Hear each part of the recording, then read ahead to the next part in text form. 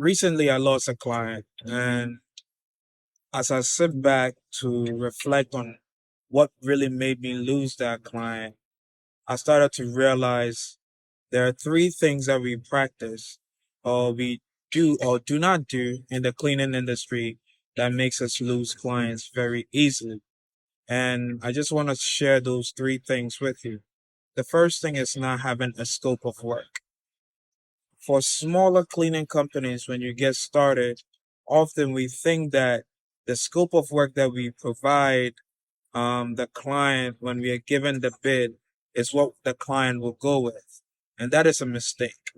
It is super, super critical for you to sit down with a client and come up with an agreed upon scope of work that reflects your staff, your labor force, and also the amount that you are charging, right? Because you don't want to come up with a scope of work that doesn't reflect these two things. But this must be an agreed upon scope of work. Why do I say agreed upon? Because you want to make sure that the client sets their expectation and you can meet that expectation based on the financial parameters that have been set and the labor force that you present. So not having a clear, concise, well-written scope of work is one of the surest ways that you will not do you one of the surest ways for you not to do well in the cleaning industry.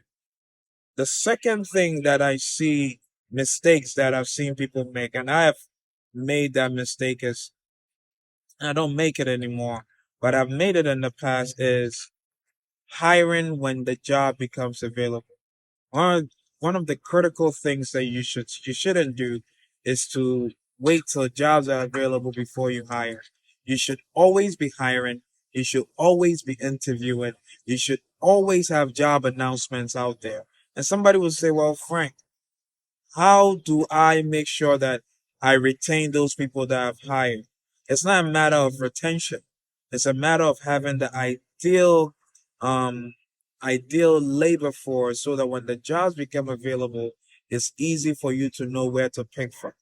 The problem is when you wait till a job is available before you hire, you are willing to go with anybody that has 2 feet. And no knock, it's not a knock to anybody, but there's some people that is just not good for your business. So always be hiring, always be interviewing, always have something in place so that you know that you have a group that you can go to that you can be able to hire from, right?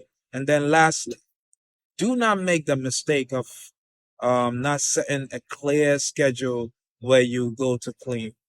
I have had clients in the past where they tell you, oh, clean, we just want once a week. And the once a week, you can do it anytime in the week. But remember, your staff needs order.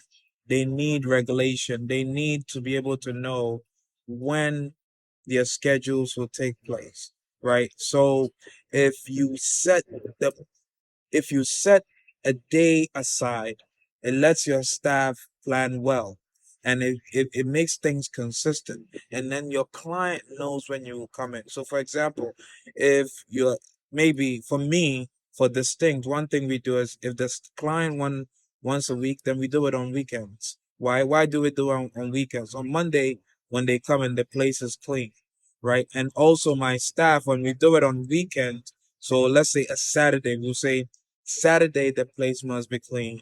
They know how to plan their schedule accordingly and they can do other things during the weekday. So, three things I just want to leave with you. Make sure that you have a clear, agreed upon, concise scope of work between you and the client, right?